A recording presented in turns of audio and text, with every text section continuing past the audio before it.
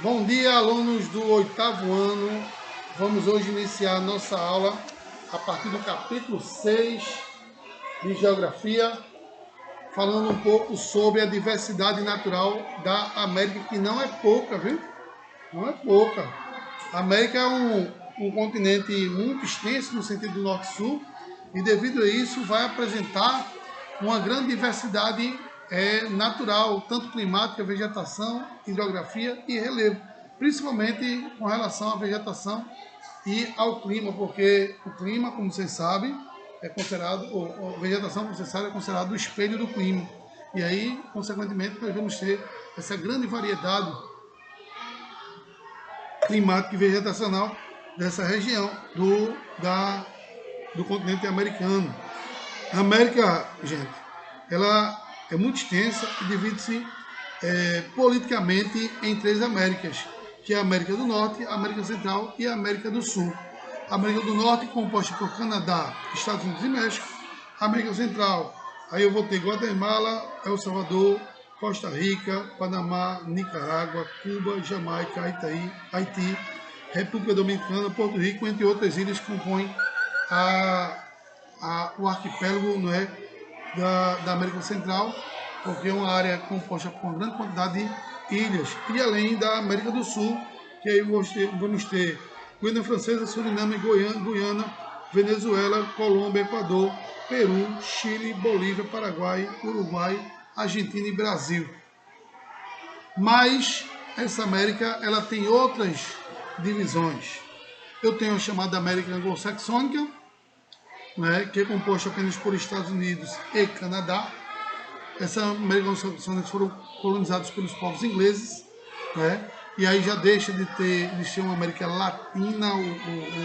O México se engloba nessa América Latina por conta da questão cultural de colonização, onde o México, assim como os países da América Central e América do Sul, passam a fazer parte dessa chamada América Latina por conta do processo colonial, né, que influenciou muito as questões, os traços culturais desses povos. Nós temos também, por divisão natural, outras Américas. Por exemplo, a América do Sul, ela tem a divisão de América Platina, que são os rios que são banhados, são os países que são banhados pelo Rio do Prata, e aí entra o quê? Argentina, Paraguai e Uruguai, né, fazem parte da América Latina. Eu tenho também a América Andina, que são países que estão sobre a Cordilheira dos Andes, e aí entra o Chile, o Peru, o Equador, não é? E também a América Amazônica, que são rios que são recobertos pela floresta amazônica. Aí entra o quê? Brasil, Colômbia, Venezuela, né? São países que têm a floresta amazônica sobre esse território. Então, a América ela é um continente bem diversificado enquanto a questão natural, né? Apresentando essas questões aí ligadas ao processo diverso físico do território. Vamos começar a falar, caiu uma tempestade agora, imensa. Vamos começar a falar agora um pouco sobre o relevo americano, essa diversidade de relevo, né? Que é muito grande, essa passagem, na porção oeste do continente americano. Apresenta-se um relevo extremamente montanhoso, com grande cadeia de montanha, destaque-se aí para a cadeia da Cordilheira dos Andes e a cadeia de montanhas rochosas, a Cordilheira dos Andes na América do Sul e as rochosas na América do Norte, abrangendo aí Estados Unidos, Canadá e até mesmo um pouco do México, que entra aí nas rochosas.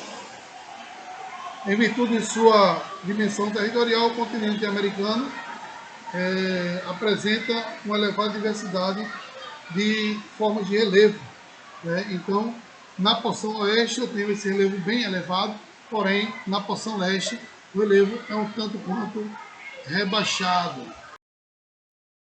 Isso porque boa parte do território americano, da parte leste, ele é constituída por dobramentos antigos.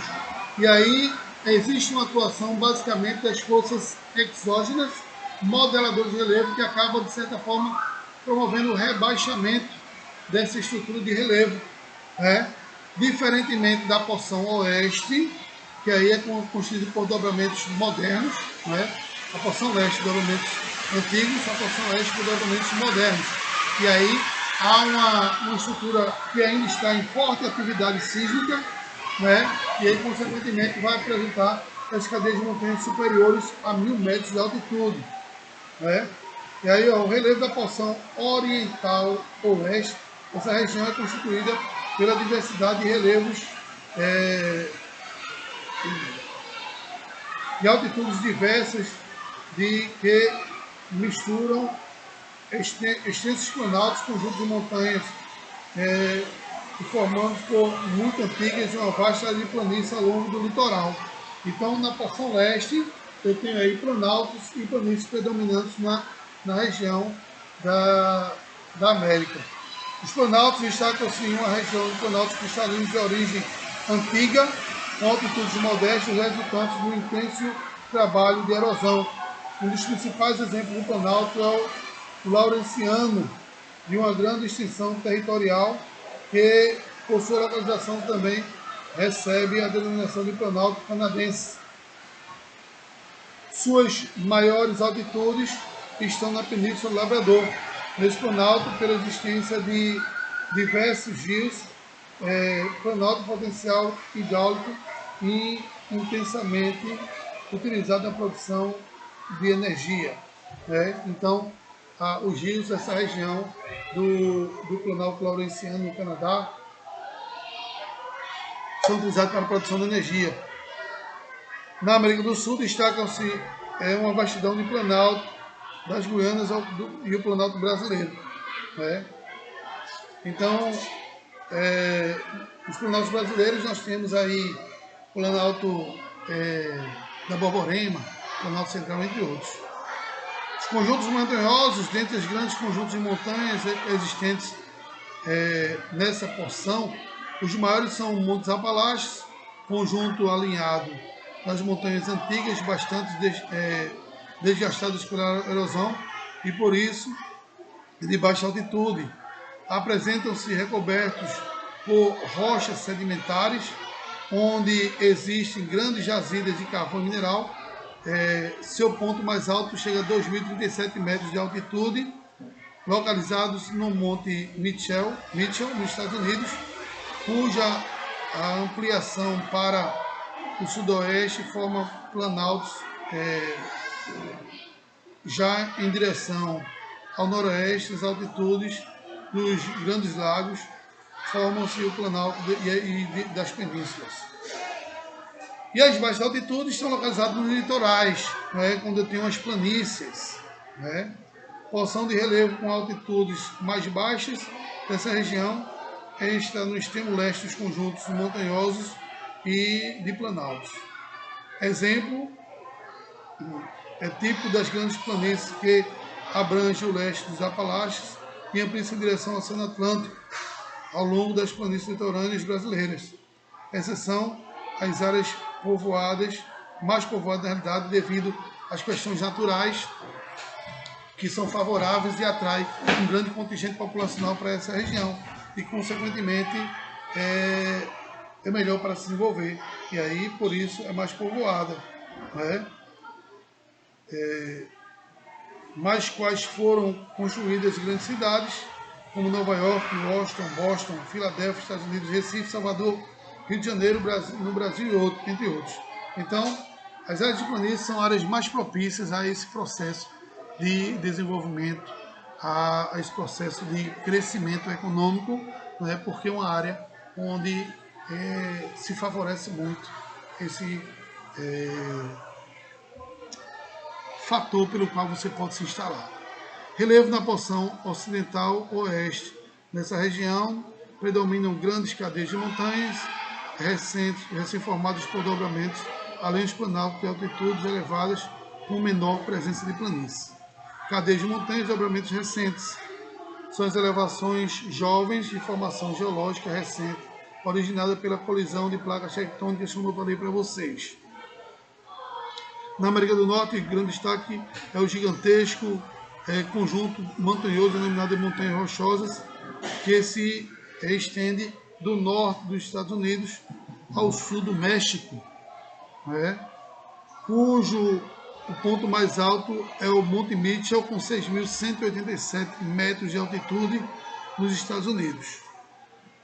Regionalmente, esse vasto conjunto montanhoso recebe denominações específicas ao longo da costa oceânica do Pacífico, chamado de cadeias da costa, no Canadá, nos Estados Unidos e Montanhas Rochosas. Mais para o interior do continente, ergue-se a cadeia Cascata, que se estende em direção ao sul e ao norte da Serra Negra. Seu prolongamento vai até o México, onde recebe o nome de Sierra Madre Ocidental e Sierra Madre Ocidental, né? Oriental e Ocidental. Então, por abranger uma grande área, né? As rochosas recebem uma grande e vasta denominação, né? Na América do Sul, o relevo formado por dobramentos modernos aparece na forma de uma extensa cadeia montanhosa que começa na Colômbia e vai até o Chile, a Cordilheira dos Andes. Seu processo de formação se deu por meio de grandes ações orogênicas na era Cenozoica terciária, quando a placa do Nazca colidiu com a placa sul-americana. Seu ponto mais alto, com 6.959 metros de altitude, no Monte Aconcagua, no Chile, próximo à fronteira com a Argentina, ao qual eu tive a oportunidade de conhecer esse Monte Aconcagua, estive no sopé dele, inclusive estava um frio intenso, uma temperatura abaixo de 5 graus de temperatura, nevando, e eu com roupa normal, sem estar com roupa de frio, quase que eu congelo. Isso foi no ano de 2012, se não me engano, que eu estive lá no Monte Aconcagua, com frio de rachar, né? Porque a fronteira entre o Chile e a Argentina tem a alfândega que fica justamente na região do Monte Aconcagua, só perto do Monte Aconcagua, né?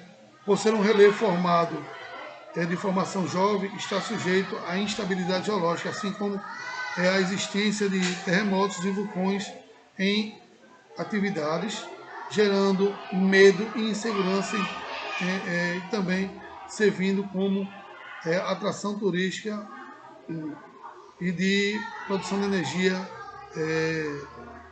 geotérmica.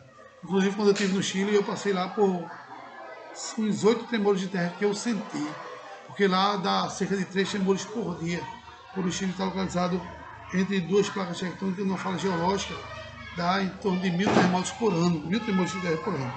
E aí, consequentemente, todos os dias você vai ter um tremor de terra considerável naquela região.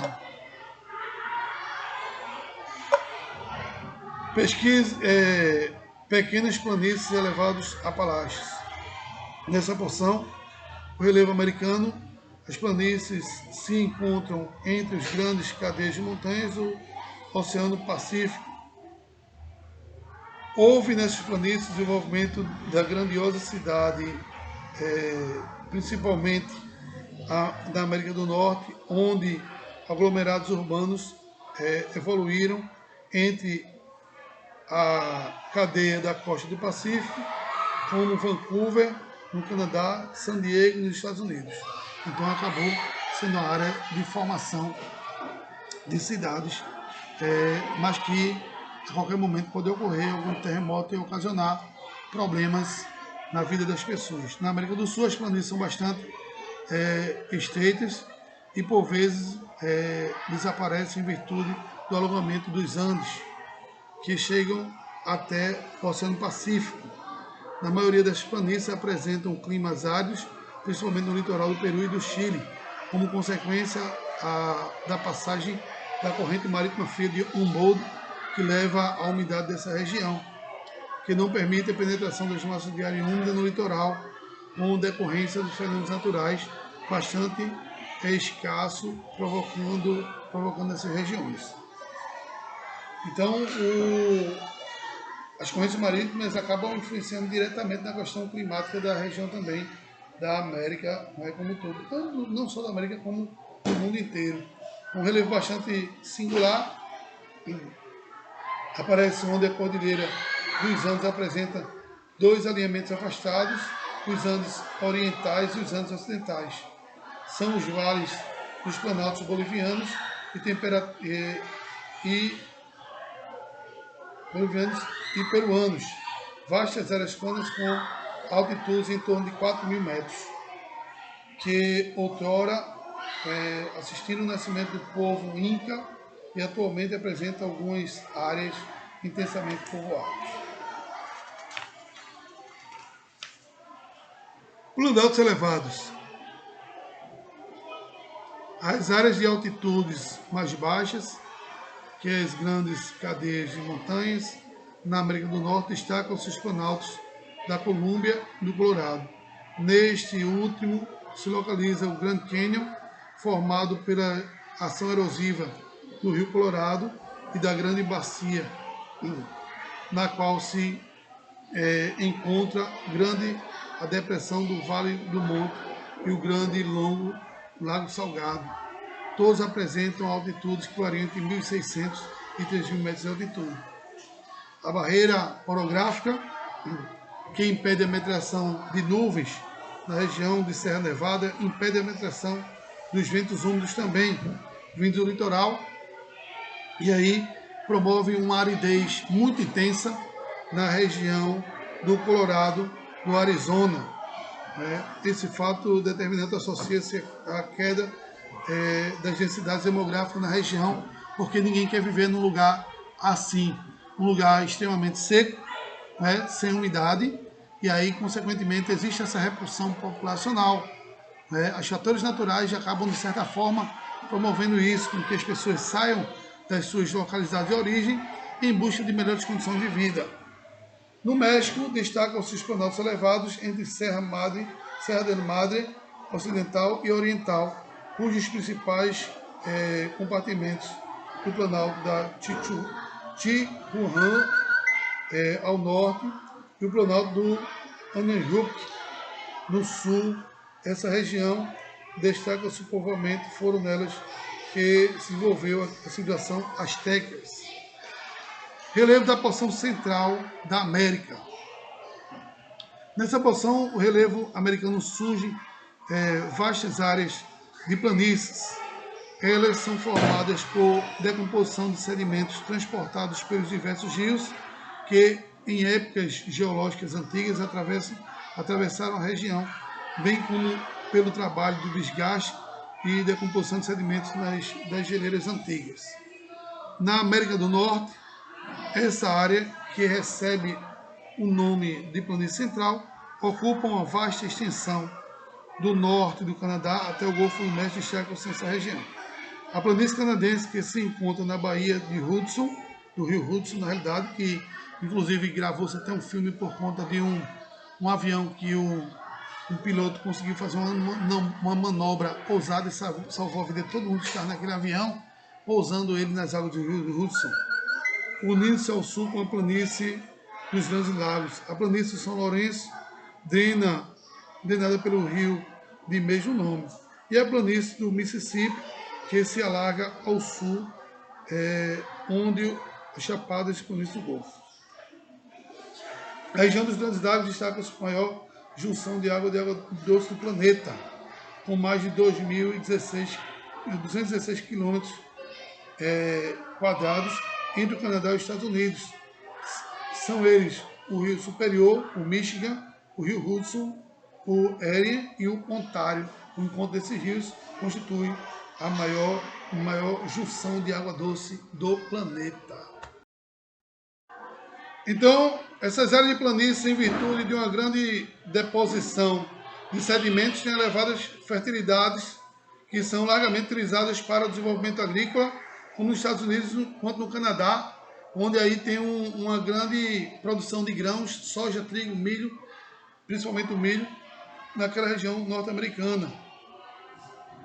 Na América do Sul, citamos as planícies amazônicas, a planície do Pantanal, dos Pampas no Brasil, a planície do Rio Orinoco,